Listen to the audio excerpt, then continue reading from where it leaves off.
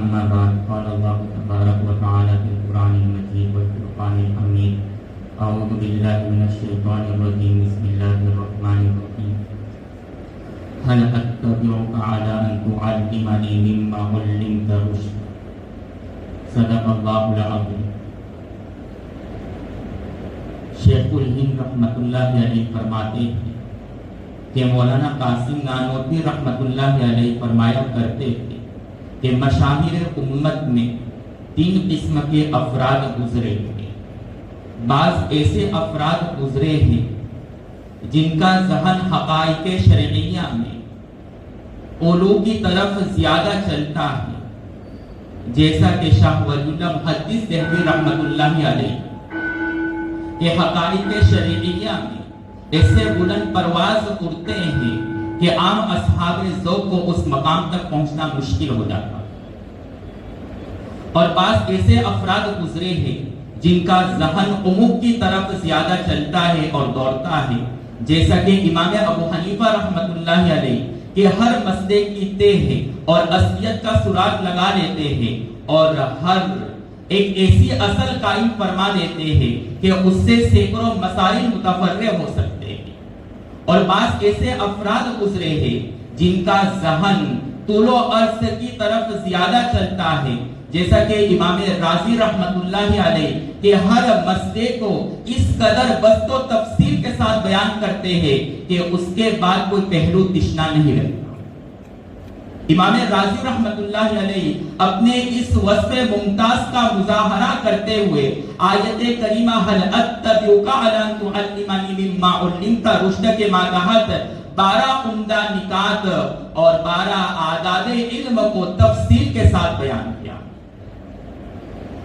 چنانچہ امام رازی رحمت اللہ علیہ فرماتے ہیں کہ جب حضرت موسیٰ علیہ السلام حضرت خضر علیہ السلام کی خدمت میں حاضر ہوئے تو انہوں نے فرمایا کہ کیا میں آپ کے ساتھ اس شرط پر رہ سکتا ہوں کہ آپ کو جو مفید باتیں بتلائی گئی ہے ان میں سے بعض اور ان میں سے کچھ آپ مجھے سکھا دیں. یہ در حقیقت ایک درخواست ہے جو حضرت موسیٰ علیہ السلام نے حضرت خضر علیہ السلام کی خدمت میں پیش کی. حضرت موسیٰ علیہ السلام نے اس درخواست کو پیش کرنے میں جن جن آداب کا لحاظ کیا ہے، ہر طالب علم کو ان آداب کا لحاظ کرنا نہایت ہی ضروری ہے، اس لیے کہ علم ایک بہت نازک راستہ ہے جس میں راہ روی کی شرائط کو ملحوظ رکھنا دنیا اور آخرت کی درستگی کا سبب بن سکتی ہے اور اس میں بے ادبی برتنا خسران کا ذریعہ بن سکتی ہے. خالق کائنات نے جب علم و عرفان کے چشمہ صافی کو جاری فرمایا تو تکوینی طور پر اس امر کو بھی جاری فرما دیا کہ اس مشکیزے سے بڑھنے والا شخص اسی وقت سیراب ہوگا جبکہ وہ آداب علم کو بجا لائے گا، ورنہ اس آب حیات سے وہ اپنی پیاس کو بجھا نہیں سکے گا.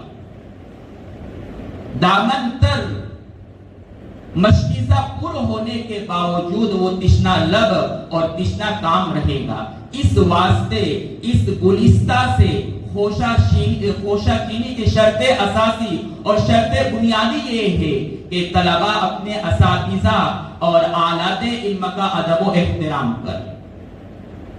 ان کے ادب و احترام سے سینہ کھلتا ہے، دل و دماغ پر اسرار و رموز منکشف ہوتے ہیں اور بارگاہ الہی سے مقبولیت کے فیصلے ہوتے ہیں اور اس کے لیے فتوحات کے دروازے کھول دیے جاتے ہیں.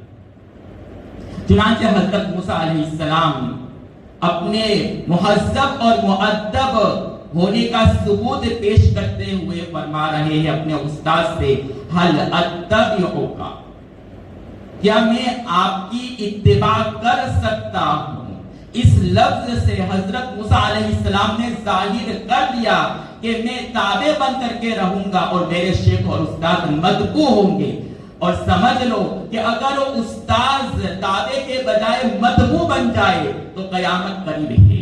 جیسا کہ ملا علی قاری رحمت اللہ علیہ نے اور صاحب اشرف التوضیح نے حدیث جبرائیل میں انطلق الامت ربکہ کے جملے کی تشریح تشریح کرتے ہوئے فرماتے ہیں کہ اگر ماں خادمہ بن جائے اور اولاد مخدوم بن جائے، استاد متابع اور طالب علم متبوع بن جائے، طالب علم استاد کے مقام پر آ جائے، تو سمجھ لو کہ قیامت کرنی۔ اس سے طالب علم کو اپنے استاد کا تابع بن کر کے رہنا چاہیے، اس کو متبوع بننے کی کوشش نہیں کرنی چاہیے۔ اور حل اتبعو کا بغیر کسی قید کے ذکر کر دیا اور بتلا دیا کہ میں ہر امر میں آپ کا متبع اور پیروکار ہوں، کسی خاص چیز کی قید نہیں ہے۔ اس لیے اصل مطابعت اور حقیقی مطابعت یہ ہے کہ طالب علم استاد کے رنگ میں اس قدر رنگ جائے کہ استاد کے سارے ارشادات کو بلا چنو چرا کے تسلیم کر لے، بلکہ اگر خلاف عقل امور ہو تب بھی اس کو تسلیم کر لے، ورنہ استاد کی مخالفت اور توہین کی وجہ سے سلب ایمان کا خطرہ رہتا۔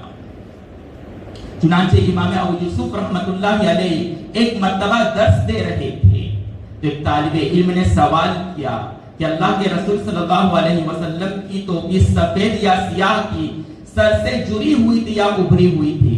تو امام ابو یوسف رحمت اللہ علیہ نے جواب دیا کہ سفید تھی اور سر سے ملی ہوئی اور جڑی ہوئی تھی۔ طالب علم نے اعتراض کیا اور کہا کہ استاذ آپ درس حدیث دے رہے ہیں، حالانکہ آپ کی ٹوپی سیاہ اور سر سے ملی ہوئی نہیں ہے بلکہ ابھری ہوئی ہے۔ امام ابو یوسف رحمت اللہ علیہ نے کچھ دیر کے لیے اپنے سر کو جھکا لیا، پھر سر اٹھا کر کے اس طالب علم سے مخاطب ہو کر کے فرمایا، اے طالب علم، اگر تم میری اصلاح کرنا چاہتے ہو تو تم اصلاح لینے کے مقام پر ہو، اصلاح کرنے کے مقام پر نہیں ہو، یعنی تم میرے تابع ہو، میرے استاد بننے کی کوشش مت کرو۔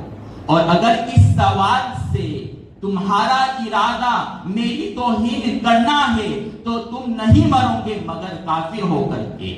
فوائد الفواد میں خواجہ نظام الدین اولیاء رحمت اللہ علیہ فرماتے ہیں کہ اس طالب علم کو بے ایمان ہو کر کے مرتے ہوئے دیکھا گیا، وہ اس دنیا سے بے ایمان ہو کر کے چلا گیا تھا۔ اس لیے طالب علم کو چاہیے کہ استاد کا تابع بن کر کے رہے اور اس کی مخالفت اور توہین سے اپنے آپ کو بچائے۔ اور حضرت موسیٰ علیہ السلام منصب نبوت پر فائز ہونے کے باوجود، اتنے بڑے منصب پر فائز ہونے کے باوجود کہہ رہے ہیں کہ میں اپنے استاد کا تابع ہوں، جس میں حضرت موسیٰ علیہ السلام نے اپنے تواضع اور خاکساری کا ثبوت پیش کیا ہے کہ طالب علم کا وصف ممتاز یہ ہے کہ وہ اپنے آپ کو استاد کے سامنے جھکا دے، اپنے آپ کو استاد کے سامنے پامال کر دے۔ حضرت ابن عباس رضی اللہ تعالیٰ عنہ فرماتے ہیں کہ طالب علم تب تک مقام عزت کو نہیں پا سکتا ہے جب تک کہ وہ اپنے آپ کو استاد کے سامنے ذلیل نہ کر دے۔ جب تک طالب علم اپنے آپ کو استاد کے سامنے ذلیل نہیں کرے گا تب تک وہ مقام عزت کو ہرگز نہیں پا سکتا۔ سفیان بن عیینہ رحمت اللہ علیہ سے کسی نے سوال کیا کہ آپ کے پاس دور دراز سے لوگ حصول علم کے لیے آتے ہیں لیکن آپ ان کو ذلیل کرتے ہیں، ان کے ساتھ سختی فرماتے ہیں، کہیں ایسا نہ ہو کہ وہ آپ سے دور ہو جائے؟ تو سفیان بن عیینہ نے جواب دیا کہ وہ تمہاری طرح احمق ہوں گے جو کچھ مشقت کی وجہ سے اتنے عظیم فائدے کو ترک کر دے۔ انسان مشقت کی وجہ سے کبھی اپنا فائدہ نہیں چھوڑ سکتا ہے، تو حصول علم میں مشقت اور استاد کی ذلت اور عتاب کی وجہ سے اپنے اتنے عظیم فائدے کو کبھی ترک نہیں کرنا چاہیے، اور اگر وہ ترک کر رہا ہے تو اس سے بڑا احمق دنیا میں کوئی نہیں۔ پھر آگے حضرت موسیٰ علیہ السلام فرماتے ہیں حل اتبعک علی ان تعلمنی، کہ میں آپ کے ساتھ رہ سکتا ہوں اس شرط پر کہ آپ مجھے کچھ باتیں سکھا دے۔ اس جملے سے حضرت موسیٰ علیہ السلام نے اپنے لا علمی کا اظہار کیا اور اپنے استاد کے عالم ہونے کا اعتراف کیا، اور ساتھ ساتھ اپنے شدت احتجاج احتجاج کو بھی ظاہر کیا کہ میں آپ کے اللہ کی طرف سے عطا کردہ علوم کا شدید محتاج ہوں۔ وہ طالب علم ہی کیا ہے جو اپنے آپ کو استاد کا محتاج نہ سمجھے۔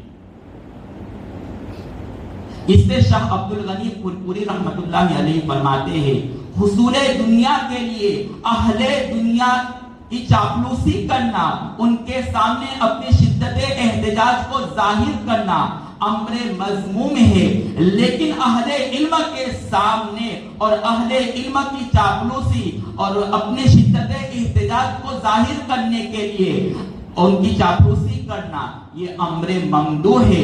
معلوم ہوا کہ اگر حصول علم کے لیے ہمیں اپنے اساتذہ کی چاپلوسی کرنی پڑے تو اس کو ضرور کرے، اس لیے کہ یہ حصول علم کا ذریعہ اور سبب ہے اور یہ دین کے باب میں امر ممدوح ہے۔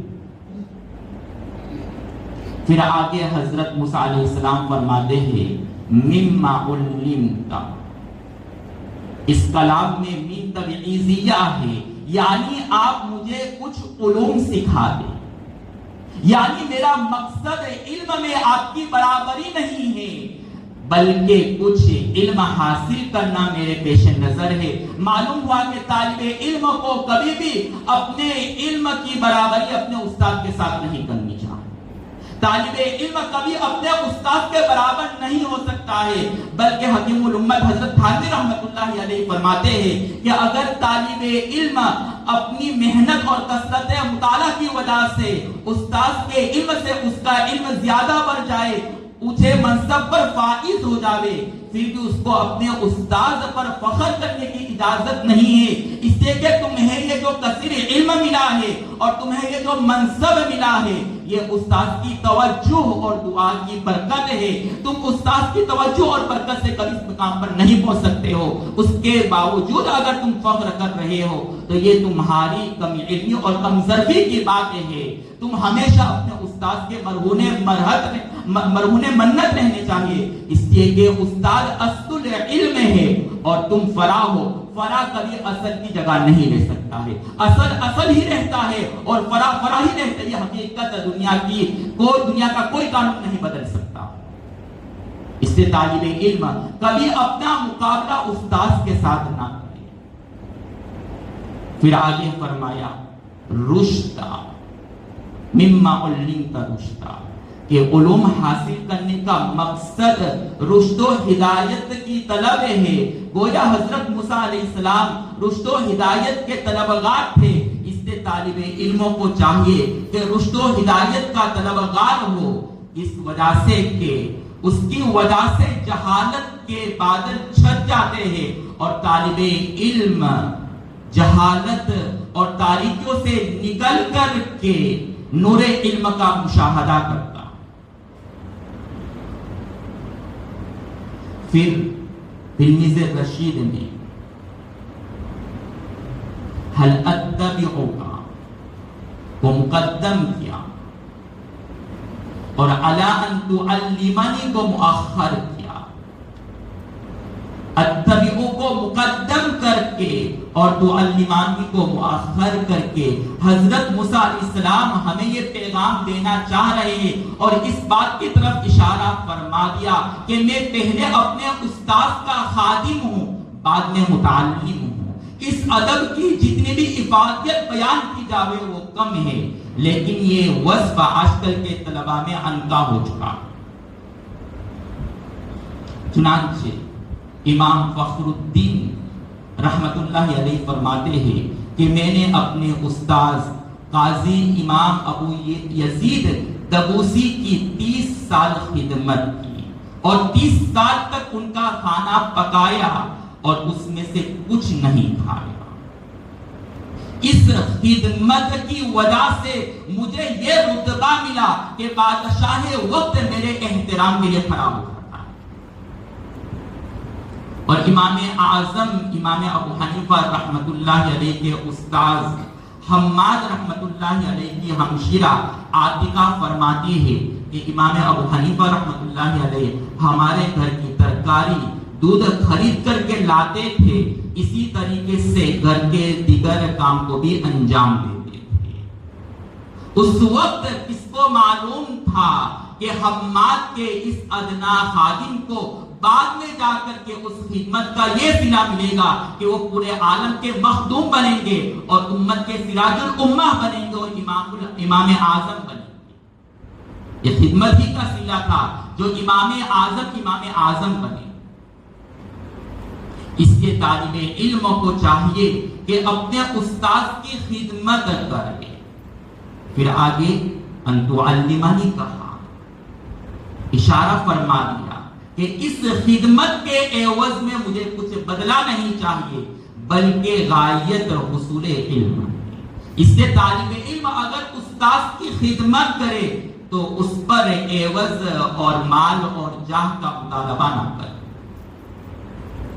اسی طریقے سے اس پورے واقعے سے دو اہم سبق ہمیں ملا.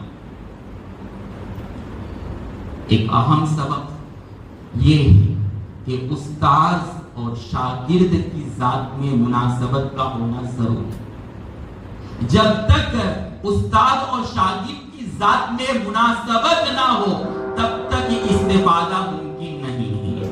اسی وجہ سے حضرت موسیٰ علیہ السلام کو حضرت خضر علیہ السلام سے علیحدہ ہونا پڑا، اس لیے کہ حضرت موسیٰ علیہ السلام ظاہری علم کے مالک تھے اور حضرت خضر علیہ السلام علم باطن کے مالک تھے. دونوں کی ذات میں مناسبت نہیں تھی. اس وجہ سے حضرت موسیٰ علیہ السلام کو حضرت خضر علیہ السلام سے علیحدہ ہونا پڑا. اسی بنیاد پر انسان اللہ کی ذات سے براہ راست علم حاصل نہیں کر سکتا ہے، اس لیے کہ اللہ کی ذات معصوم اور انسان کی ذات غیر معصوم. معصوم اور غیر معصوم میں مناسبت نہیں ہے اور نبی کی ذات معصوم ہے، اس لیے نبی براہ راست اللہ سے علم حاصل کر سکتا ہے. اور چونکہ نبی صفت بشر سے متصف ہے اس لیے عام انسان نبی سے استفادہ کر سکتے ہیں. اللہ تبارک و تعالی ان کی باتوں پر ہمیں عمل کرنے کی توفیق عطا فرمائے. وآخر دعوانا الحمدللہ رب العالمین.